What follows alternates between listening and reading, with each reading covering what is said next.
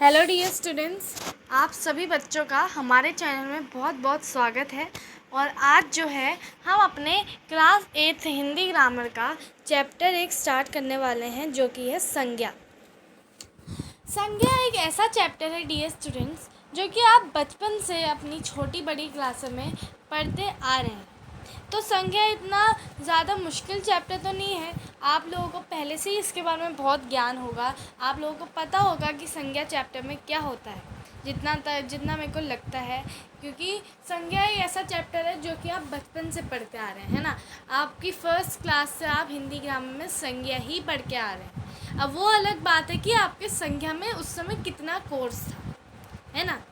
तो संख्या आपका ऐसा चैप्टर है जो कि आपको 4th क्लास से क्लियर हो जाना चाहिए कि 4th क्लास में आपके संज्ञा के भेद आपको बता दिए गए थे, राइट।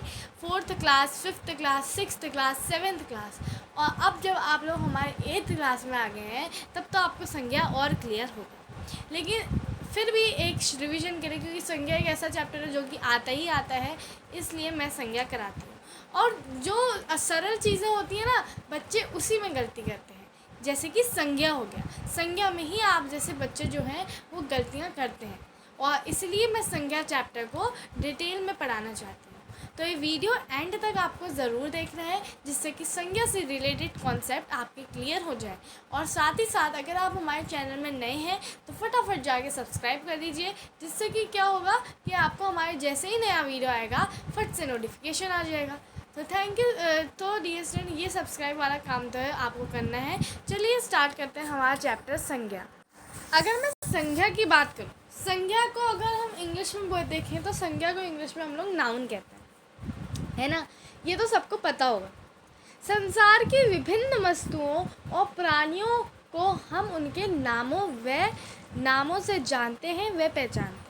कोई भी व्यक्ति होता है संसार में, उसका नाम होता है ना, और उसके नाम से ही हम लोग उसको पहचानते हैं। तो वो क्या हुआ? संज्ञा हुआ। जैसे यह राहुल है, राहुल को हम कैसे पहचानते हैं? उसकी शक्ल तो हमें है, लेकिन उसका नाम क्या है? कुछ तो नाम होगा ना उसका। उसके बाद ये पिताजी हैं, पिताजी अखबार पढ़ रहे हैं, राहुल गेंद से खेल रहा है ना। तो अब देखो, आपने देखा कि चित्र में दर्शाई गई वस्तुओं व व्यक्तियों की पहचान उनके नाम से हो रही है ना। अगर हम लोग सिर्फ ये कहें कि यह खेल रहा है, तो हम लोग पूछेंगे सवाल कि कौन खेल रहा है ना।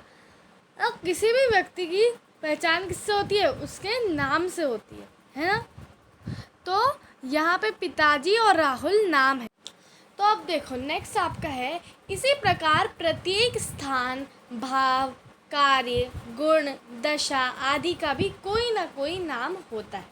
जैसे विद्यालय, मंदिर, बगीचा, शहर, जयपुर स्थानों के नाम हो गए। उसके बाद दया, प्रेम, क्रोध आदि भावों के नाम हो गए। पढ़ाई, लिखाई, खेल, चढ़ाई, ये सब क्रिया के व्यापार के नाम हो गए। और ईमानदारी, नम्रता, सच्चाई, वीरता आदि गुणों के नाम हो गए। और ये सभी क्या है? संज्ञा है, क्योंकि इनका नाम है। अगर संज्ञा का मैं शाब्दिक अर्थ देखूं तो संज्ञा का शाब्दिक अर्थ क्या होता है? संज्ञा का शाब्दिक अर्थ नाम होता है, ठीक है। तो संज्ञा क्या है? सरल भाषा में अगर आपसे एक शब्द में पूछा जाए संज्ञा क्या है, तो संज्ञा सिर्फ और सिर्फ नाम है, जिसको आप इंग्लिश में क्या कहते हो? नेम कहते हो, है ना। तो संज्ञा का मतलब नेम ही होता है, या आप कहो नाम, ठीक है। अब यहाँ पे देखो नेक्स्ट क्या है। इस प्रकार किसी प्राणी, वस्तु, स्थान या भाव के नाम का बोध कराने वाले शब्दों को संज्ञा कहते हैं। किसी भी प्राणी, वस्तु या भाव के नाम का बोध कराने वाले शब्दों को क्या कहते हैं? हम संज्ञा कहते हैं। जो किसी वस्तु, स्थान या भाव के नाम को संज्ञा कहते हैं, अगर आप ये भी लिखते हैं तब भी आपका आंसर जो है वो सही है, ठीक है। सदैव याद रखें कि प्राणी, वस्तु, स्थान आदि संज्ञा नहीं होते, उनके लिए प्रयोग किए जाने वाले शब्द ही संज्ञा होते हैं। बच्चे इसमें बहुत गलती कर रहे हैं कि प्राणी, वस्तु, स्थान आदि वो संज्ञा नहीं होते। जो उनके लिए प्रयोग करने वाले शब्द होते हैं, नाम होते हैं, वो संज्ञा कहलाते हैं, ठीक है। अब संज्ञा के कुछ भेद होते हैं, ठीक है। संज्ञा खाली तो आया नहीं, संज्ञा के कुछ भेद भी होते हैं। उन भेदों को आपको बहुत ही ध्यान से देखना है और समझना है, ठीक है। 1 मिनट में कलर चेंज कर लेती हूँ, ठीक है। संज्ञा के क्या होते हैं, कुछ भेद होते हैं। अब संज्ञा के 3 भेद होते हैं। आप बचपन से यही पढ़ते आ रहे हैं कि संज्ञा के 3 प्रमुख भेद होते हैं। वो 2 भेद जो और होते हैं उनके बारे में मैं बाद में बात करूँगी, लेकिन पहले ये 3 भेद हम अच्छी तरह समझ लेते हैं, ठीक है। पहला भेद है व्यक्तिवाचक संज्ञा, जिसको हम प्रॉपर नाउन भी कहते हैं, और दूसरा है जातिवाचक संज्ञा, जिसको हम कॉमन नाउन कहते हैं, और तीसरा है भाववाचक संज्ञा, जिसको हम एब्स्ट्रैक्ट नाउन कहते हैं, ठीक है। अब देखो व्यक्तिवाचक संज्ञा, व्यक्तिवाचक संज्ञा यानी कि proper noun, right. Proper noun से आप क्या समझते हैं, किसी विशेष व्यक्ति, वस्तु अथवा स्थान के नाम को व्यक्तिवाचक संज्ञा कहते हैं। किसी विशेष यानी कि हम किसी का नाम लेके पुकार रहे हैं ना, किसी व्यक्ति का नाम। अगर जैसे मैं कहूँ कि मैंने कहा कि वह सभी लोग, मैंने अगर लोग शब्द बोला तो क्या लोग आपका व्यक्तिवाचक संज्ञा हुई? नहीं, लोग आपकी व्यक्तिवाचक संज्ञा नहीं हुई। लेकिन अगर वहीं पे मैं किसी का नाम लेके बोलूँ सौरभ, क्या ये व्यक्तिवाचक संज्ञा है?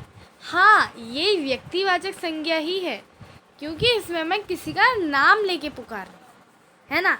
जब हम किसी का नाम लेते हैं तब वो व्यक्तिवाचक संज्ञा कहलाती है। जैसे अगर मैं यहाँ पे लिखूँ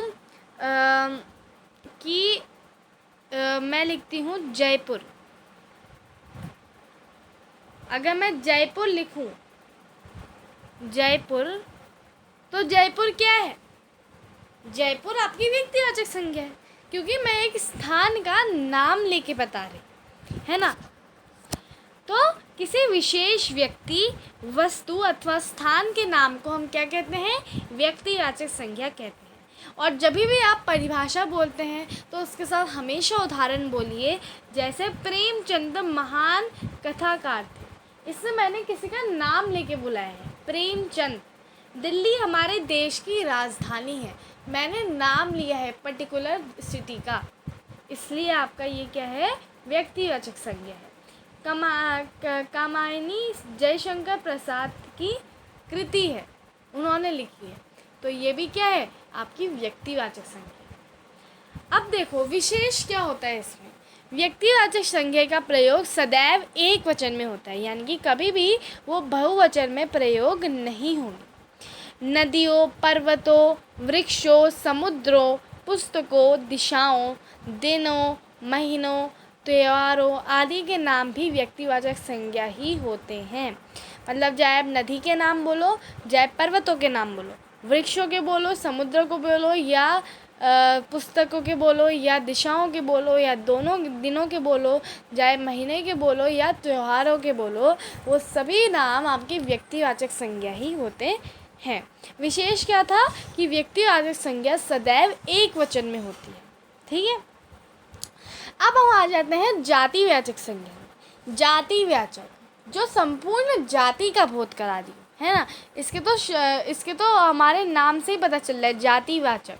जो शब्द किसी प्राणी, वस्तु और स्थान की पूरी जाति का बोध कराएं उन्हें जातिवाचक संज्ञा कहते हैं। जैसे बच्चे खेल रहे हैं, यहाँ मैंने एक बच्चे की बात नहीं की है, मैंने पूरे जो बच्चों का समूह है उसकी बात की है, ठीक है। बच्चे खेल रहे हैं, इसमें मैंने ये नहीं कहा कि सुरेश, मीना और रोहित खेल रहे हैं, नहीं, मैंने बच्चे खेल रहे हैं, यानी कि मैं उन सभी बच्चों की बात कर रही हूँ, है ना। तो ये क्या हुआ? आपकी जातिवाचक संज्ञा हुई। गाँव में जीवन सरल है, मैंने कहा गाँव में जीवन सरल है, मैंने ये नहीं कहा मैं गाँव में जीवन है सरल मतलब कि मैं सारे ही गाँव जितने भी हैं सबकी बात कर रही हूँ। लेकिन अगर मैं कहूँ कि सरिता गांव में जीवन सरल है, तो यहाँ पे मैं सरिता गांव की ही बात कर रही हूँ, मैं किसी और गांव की बात नहीं कर रही हूँ, है ना। तो गांव में जीवन सरल है आपकी जातिवाचक संज्ञा है। उसके बाद पुस्तकें हमारी सच्ची मित्र हैं, इसमें मैं पुस्तकें यानी कि सभी जितनी भी पुस्तकें हैं उन सभी की बात कर रहे हैं। मैं ये नहीं कह रही कि हिंदी ग्रामर की पुस्तकें हमारी फेवरेट है या हमारी इंग्लिश की पुस्तकें हमारी फेवरेट है, नहीं, हम लोग पुस्तकों की पूरी जाति की बात कर रहे हैं। सारी पुस्तकें जो जितनी भी पुस्तकें हैं वो सभी हमारी मित्र होती हैं, ठीक है। तो अब क्या होगा, बालक, अध्यापक, वकील, डॉक्टर, पशु, पर्वत, इमारत, अस्पताल आदि कुछ अन्य जातिवाचक संज्ञाएं हैं। तो ये सारी भी आपके जातिवाचक संज्ञाएं होती हैं। अब हम आते हैं तीसरे नंबर की, जो कि है भाववाचक संज्ञा। जिन संज्ञा शब्दों से किसी व्यक्ति, वस्तु अथवा पदार्थ के गुण, दोष, दशा, अवस्था, स्थिति, स्वभाव, क्रिया के व्यवहार आदि का बोध होता है, उन्हें भाववाचक संज्ञा कहते हैं। अगर मैं भाववाचक शब्द को देखूं तो भाव का मतलब क्या होता है? भाव आपका जो है अंदर का फीलिंग है ना, उसको आप सिर्फ महसूस कर सकते हो, उसको आप स्पर्श नहीं कर सकते, सिर्फ और सिर्फ महसूस ही कर सकते हो, है ना। स्पर्श तो कर नहीं सकते भाववाचक संज्ञा को आप, है ना, उसको सिर्फ वो आपके भाव हैं, उसको सिर्फ आप महसूस कर सकते हो, है ना। तो ऐसे शब्द जो किसी व्यक्ति, वस्तु अथवा पदार्थ के गुण, दोष, गुण या दोष यानी कि उसमें क्या गुण है, उसमें क्या दोष है, दशा, बुढ़ापा है या युवा है, वो क्या है, उसका अवस्था कैसी है, स्थिति कैसी है, उसके बाद स्वभाव यानी कि कैसा बोलता है ना। जैसे हमेशा उदाहरण दीजिए, बालक की ईमानदारी ने सबको प्रभावित किया। ईमानदारी एक ऐसी चीज़ है जो आप छू नहीं सकते, आप सिर्फ उसे फील कर सकते हो, आप सिर्फ उसका वो आपका भाव है, उसको सिर्फ आप महसूस कर सकते हो, है ना। तो ईमानदारी यानी कि उसकी ईमानदारी दिख रही थी, उसकी ईमानदारी महसूस हो रही थी, जैसे जिस तरह वो बता रहा था। कक्षा में बहुत शांति है। अब शांति कोई ऐसी चीज़ तो है नहीं जिसको आप छुओगे, शांति यानी कि जिसको आप सब महसूस कर सकते हो कि हल्ला नहीं हो रहा है ना। वाणी की मधुरता सबको लुभाती है। उसके बाद बिखरा हुआ सामान देखकर माँ को बहुत क्रोध आया। क्रोध एक ऐसी चीज़ है जो हमें दिख रही है माँ के अंदर, है ना। तो क्रोध को सिर्फ हम महसूस कर सकते हैं, उसको हम छू नहीं सकते हैं, वो आपकी भाव है। अब यहाँ पे देखो नेक्स्ट क्या है, जो नम्रता, सज्जनता, बुढ़ापा, क्रूरता, कुर्वाहट, मिठास, मधुरता आदि ये सब जो है भाववाचक संज्ञा है। अब भाववाचक संज्ञा में विशेष क्या है, भाववाचक संज्ञा को देख व छू नहीं सकते, इन्हें केवल अनुभव किया जा सकता है ना। इनको हम छू भी नहीं सकते, इनको हम देख भी नहीं सकते, केवल इनका अनुभव कर सकते हैं यानी कि इनको महसूस कर सकते हैं। व्यक्तिवाचक तथा जातिवाचक संज्ञाओं की तरह भाववाचक संज्ञाओं का आकार नहीं होता, इसलिए इनकी गणना भी नहीं की जा सकती। अब देखो व्यक्तिवाचक और जातिवाचक हम गिन सकते हैं, मतलब इन जातिवाचक का कुछ आकार होता है, लेकिन भाववाचक का जब आकार ही नहीं होता तो भाववाचक संज्ञा क्या हम गिन सकते हैं? नहीं गिन सकते। हम कहेंगे मिठास, दो मिठास हैं, दो मिठास कोई आपका शब्द हुआ? नहीं हुआ। मिठास तो आपकी फीलिंग है ना। अब देखो कभी कभी व्यक्तिवाचक संज्ञाओं का प्रयोग जातिवाचक संज्ञाओं की तरह भी होता है। अब ये अलग पॉइंट आ गया आपका। देखो जैसे कभी कभी जो होता है ना आपका, जो आपकी जातिवाचक संज्ञा होती है वो व्यक्तिवाचक संज्ञाएं होती हैं, उनका प्रयोग जातिवाचक संज्ञा के तौर पे भी होता है। जैसे विभीषणों से सदैव सावधान रहना चाहिए। अब विभीषण जो है आपकी व्यक्तिवाचक संज्ञा है, आप कहोगे कि मैम ये तो व्यक्तिवाचक संज्ञा है, लेकिन मैंने बोला व्यक्तिवाचक संज्ञाओं का प्रयोग जातिवाचक संज्ञाओं के रूप में हो रहा है। विभीषणों से सदैव सावधान रहना चाहिए, यानी कि विभीषणों की पूरी विभीषणों यानी कि यहाँ पे मैं सिर्फ एक विभीषण की बात नहीं कर रही हूँ जो रावण का भाई था, मैं सभी विभीषणों यानी कि पूरी विभीषणों की जाति जो विभीषणों जैसा काम करते हैं, यानी कि वो घर का भेद खोल देते हैं, है ना। क्योंकि विभीषण ने वही करा था, विभीषण ने रावण का भेद खोल दिया था, अपने घर का भेद खोल दिया था, जबकि था वो रावण का ही भाई, लेकिन किसकी सेना में आ गया था? राम जी की सेना में आ गया था। तो वही बात है कि विभीषण हो, यानी कि यहाँ संसार में जितने भी विभीषण हैं, जो विभीषण जैसा कार्य करते हैं, यानी कि घर का भेद खोल देते हैं, उनसे हमेशा हमें सावधान रहना चाहिए।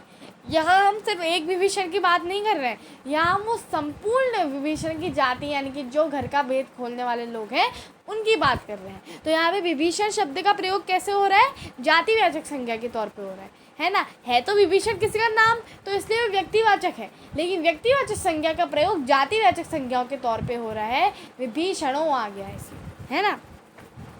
इस वाक्य में प्रयुक्त विभीषणों किसी एक विशेष व्यक्ति का बोध ना कराकर उन सभी व्यक्तियों का बोध करा रहा है जो विभीषण के समान घर के भेद बताते हैं, है ना।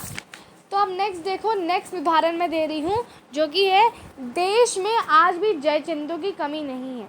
जयचंदो, अब अगर आपने अकबर जोधा देखी होगी तो आपको पता होगा जयचंद एक बहुत ही अच्छे वीर पुरुष थे, वो उन्होंने बहुत अच्छा कार्य करा था।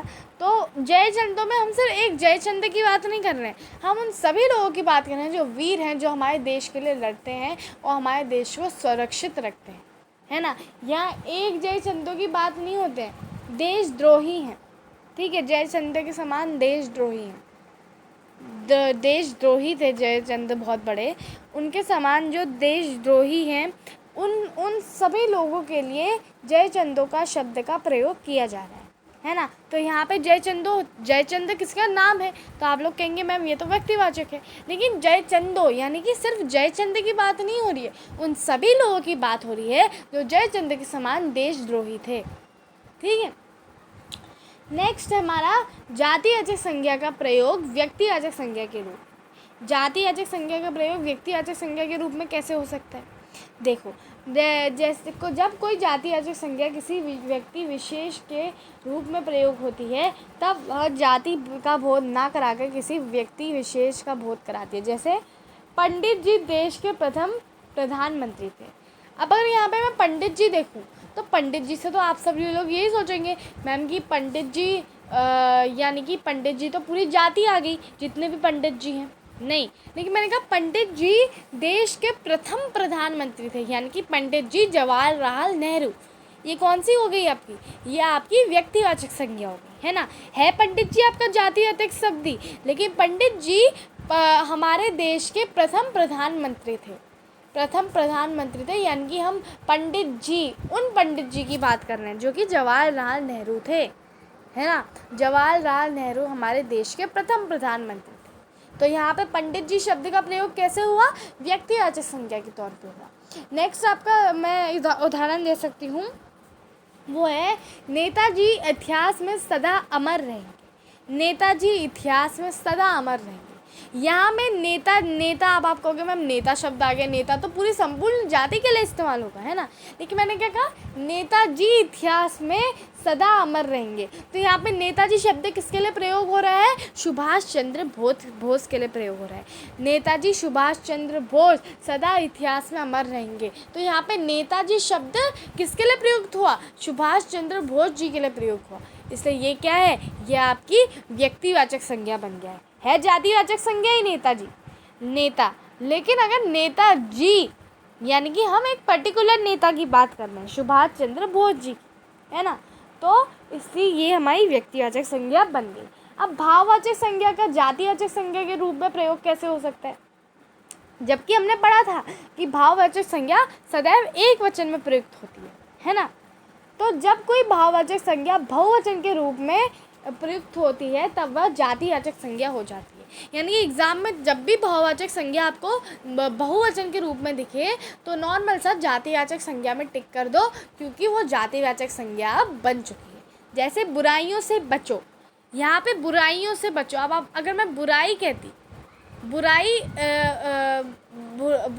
बुराइयों से बचो आया, यानी कि यहाँ पे हम सिर्फ एक बुराई की बात नहीं कर रहे हैं, यहाँ पे हम पूरी बुराई की जाति की बात कर रहे हैं कि कितनी सारी बुराइयाँ हैं, उन सभी बुराइयों से हमें बचना चाहिए, है ना। तो यहाँ पे भाववाचक संज्ञा जो है वो जातिवाचक संज्ञा के रूप में प्रयुक्त हुई, ठीक है। अब अगर मेरा नेक्स्ट स्टेटमेंट देखो जो कि है कठिनाइयों का सामना करो, यानी कि यहाँ सिर्फ मैं एक कठिनाई की बात नहीं कर रही हूँ, मैं वो सारी कठिनाइयों के जाति की बात कर रही हूँ। जो जितनी भी सारी कठिनाई है संसार में उन सभी की मैं बात कर रही हूँ, उन सभी से हमें बचना चाहिए। है ना। अब नेक्स्ट आता है भाववाचक संज्ञा की रचना। भाववाचक संज्ञा की रचनाएं कैसे होती हैं, ठीक है, कैसे भाववाचक संज्ञा हम बना सकते हैं। भाववाचक संज्ञाएं जातिवाचक संज्ञा, सर्वनाम, विशेषण, क्रिया तथा अव्यय शब्दों से बनती हैं।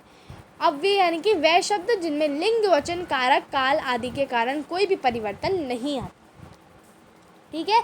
सर्वनाम क्या होते हैं, जो कि हम यूज़ करते हैं हर बार, तो हम मीना मीना कहेंगे नहीं, मैं, उसने, उसे, है ना, ये सारे आपके सर्वनाम होते हैं। उसके बाद संज्ञा शब्द यानी कि संख्या, आपका नाम का इस्तेमाल करके जो है भाववाचक संज्ञाएं बनती हैं। भाववाचक संज्ञा बनते समय अंत में प्रायः पन, तव, ता आदि शब्दांशों यानी प्रत्ययों का इस्तेमाल किया जाता है। जैसे मनुष्य, अब जातिवाचक संज्ञा से भाववाचक संज्ञा बनाना है। जैसे मनुष्य आपकी जातिवाचक संज्ञा है, यहाँ मैं एक मनुष्य की बात नहीं कर रही हूँ, यहाँ मैं मनुष्य की पूरी जाति की बात कर रही हूँ, तो आपकी भाववाचक संज्ञा क्या होगी, मनुष्यता। अब जैसे मेरा दूसरा एग्जाम्पल देखो, वो है वकील। अब वकील आपकी जातिवाचक संज्ञा है, क्योंकि मैं एक पर्टिकुलर वकील की बात नहीं कर रही हूँ, मैं पूरी वकीलों की जाति की बात कर रही हूँ। तो वकील से जब भाववाचक संज्ञा बनेगी तो क्या होगी, वकालत, है ना, वकालत। और इसमें मैं क्या जोड़ रही हूँ लास्ट में, मैं इसमें लास्ट में जोड़ रही हूँ आपका प्रत्यय। तो ये ध्यान रखो सब लोग कि मैं लास्ट में क्या जोड़ रही हूँ। और अगर उपसर्ग, प्रत्यय और समास वाला चैप्टर नहीं पढ़ा है तो फटाफट जाओ हिंदी की प्लेलिस्ट खोलो, दिख जाएगा वहाँ पे वीडियो, फटाफट उसको देख के आओ। 3 वीडियो हैं थोड़े मिनट के, वो हो जाएगा और फिर प्रत्यय आराम से समझ में आ जाएगा, ठीक है। उसके बाद नेक्स्ट मेरे पास है मानव। मैं एक मानव की बात नहीं कर रही हूँ, मैं पूरे मानव की संपूर्ण जाति की बात कर रही हूँ, है जातिवाचक संज्ञा। अब उससे जब मैं भाववाचक संज्ञा बनाऊंगी तो मैं या तो पन जोड़ूंगी, या मैं ता जोड़ूंगी, या तब आदि शब्दांश यानी कि और भी बहुत सारे प्रत्यय जो हैं उनको जोड़ के बनाए जाते हैं। जैसे अगर मैं मानव का देखूँ तो मानवता, सज्जन, सज्जनता, ईश्वर, ईश्वर तत्व, देव, देव तत्व, बूढ़ा, बुढ़ापा, ठग, ठगी, सज्जन, सज्जनता, युवा, युवोन, है ना, इंसान, इंसानियत, राष्ट्र, राष्ट्रीयत, राष्ट्रीयता, व्यक्ति, व्यक्तित्व, शिशु, शिशुत्व, शैशव, है ना। तो अब यहाँ पे आ जाओ, सर्वनाम से भाववाचक संज्ञा कैसे बनाएंगे। सर्वनाम भी होते हैं, है ना। जैसे सर्वनाम मेरे पास है अपना, तो अपना का भाववाचक संज्ञा क्या होगी, अपना, अपनापन या अपना तत्व, अपन तत्व, ठीक है। तो अपनापन बनाओ, वो ज़्यादा सरल है आप सब लोगों के लिए। उसके बाद आपका क्या बनेगा, आपा, निज, निजता, सब, स्वतत्व। उसके बाद अहम, अहंकार, मम, ममता, ममतव। उसके बाद पराया का भी होगा, परायापन, सर्व का सर्वस्व। अब विशेषण से कैसे बनेगी, व्याकुल का क्या होगा, व्याकुल का आपका होगा व्याकुलता, ईमानदार, ईमानदारी, उचित, औचित्य, स्वस्थ, स्वास्थ्य, स्वास्थ्य, ऊंचा, ऊंचाई, वीर, वीरता, विद्वान, विद्वता, कला, कालिमा, गरम, गर्मी, योग्य, योग्यता, चतुर, चतुराई, लंबा, लंबाई, सहायक, सहायकता, है ना। उसके बाद क्रिया से कैसे बनाओगे, क्रिया से रुकना का क्या हो जाएगा, रुकावट हो जाएगा, चढ़ना, चढ़ाई, खेलना, खेल, थकना, थकान, जीतना, जीत, चलना, चाल, उड़ना, उड़ान, झुकना, झुकाव, खाना पीना, खान पान। उसके बाद गिरना, गिरावट, चुनना, चुनाव, लिखना, लिखावट, जागना, जागरण। ये सब प्रत्यय का कमाल है। अगर प्रत्यय अच्छे से नहीं पढ़े हैं तो पढ़ लो, क्योंकि प्रत्यय बहुत इंपॉर्टेंट टॉपिक है डियर स्टूडेंट्स। मैं आपको बहुत बार बता चुकी हूँ, फिर से बता रही हूँ, प्रत्यय, उपसर्ग और आपके समास जो है क्लियर होने चाहिए, क्योंकि आगे जाके बहुत सारे चैप्टर इनसे ही जुड़े होते हैं। तो ये बेसिक है, ठीक है। उसके बाद अव्यय से कैसे बनेंगे, दूर, दूरी, धिक, धिक्कर, है ना। उसके बाद शीघ्र, शीघ्रता, निकट, निकटता, समीप, समीपता या समीप, है ना। अब देखो, अंग्रेजी भाषा के प्रभाव से हिंदी भाषा में भी संख्या के 2 भेद और स्वीकृत किए गए हैं। अब वो कौन से भेद हैं, देखो, अंग्रेजी भाषा के प्रभाव से हिंदी भाषा में 2 संज्ञा के और भेद जुड़ गए हैं, जो कि है द्रव्यवाचक संज्ञा और समूहवाचक संज्ञा। अब मैं एक बहुत ही इंपॉर्टेंट चीज़ बता रही हूँ कि द्रव्यवाचक संज्ञा और समूहवाचक संज्ञा दोनों को जातिवाचक संज्ञा के अंदर ही मान लो, ठीक है। अगर एग्ज़ाम में जातिवाचक संज्ञा भी लिख के आते हो द्रव्यवाचक संज्ञा में तो आपको मार्क्स मिल जाएंगे, लेकिन क्वेश्चन देख लेना, अगर द्रव्यवाचक ऑप्शन दिया है तो द्रव्यवाचक में ही मारोगे, लेकिन अगर जातिवाचक दिया है, व्यक्तिवाचक दिया है और मतलब अगर मल्टीपल चॉइस नहीं है और आपको खाली डैश मारा है तो उसमें जातिवाचक भी लिख के आओगे तब भी आपका टीचर नंबर नहीं काट सकती, वो करेक्ट ही होगा, ठीक है। तो अब देखो द्रव्य का मतलब क्या होता है, गीला पदार्थ, किसी मतलब धातु या गीला पदार्थ की अगर बात की जाए तो उसको हम द्रव्यवाचक संज्ञा कहते हैं। जिन संज्ञा शब्दों से किसी धातु अथवा पदार्थ का बोध हो उसे द्रव्यवाचक संज्ञा कहते हैं। जैसे कार में 15 लीटर पेट्रोल डाल दो, सोने का दाम आसमान छूते जा रहा है, मेरे पास लकड़ी का एक घोड़ा है, बच्चे मिट्टी के खिलौने से खेल रहे हैं, मिट्टी के, है ना। अब यहाँ पे देखो नेक्स्ट है समूहवाचक संज्ञा। समूहवाचक संज्ञा क्या होती है, जिन संज्ञा शब्दों से एक ही जाति के व्यक्ति, प्राणी अथवा वस्तुओं के समूह का बोध हो, जैसे चाबियों का गुच्छा, है ना। उसके बाद यहाँ भीड़ क्यों है, कार्तिक सेना में भर्ती होना चाहता है, सेना में, कक्षा, परिवार, दल, मंडली, घेरो, सभा, ये सारे क्या हैं आपके समूहवाचक संज्ञा ही तो हैं, है ना। और अगर आप इन दोनों को अच्छी तरह पढ़ो ना, इन दोनों का भाव जातिवाचक संज्ञा से ही आ रहा है, इसलिए मैं बोल रही हूँ कि ये दोनों जातिवाचक संज्ञा के ही रूप माने जाते हैं, ठीक है। तो यहाँ पे हमारा संज्ञा चैप्टर पूरा ख़त्म होता है। बहुत ही इंटरेस्टिंग चैप्टर था। आप सभी बच्चों के साथ मैंने ये चैप्टर सिर्फ़ और सिर्फ 26 मिनट के अंदर पूरा कर लिया है। तो अगर आपको वीडियो पसंद आया हो तो वीडियो को लाइक, सब्सक्राइब और शेयर करना ना भूलें, और सब्सक्राइब ज़रूर करें, जिससे कि क्या हो, हमें मोटिवेशन मिले और हम आपके लिए और ऐसे ही वीडियो लाते रहें। तो subscribe our channel now for more updates. Thank you so much dear student for watching. Thank you dear students.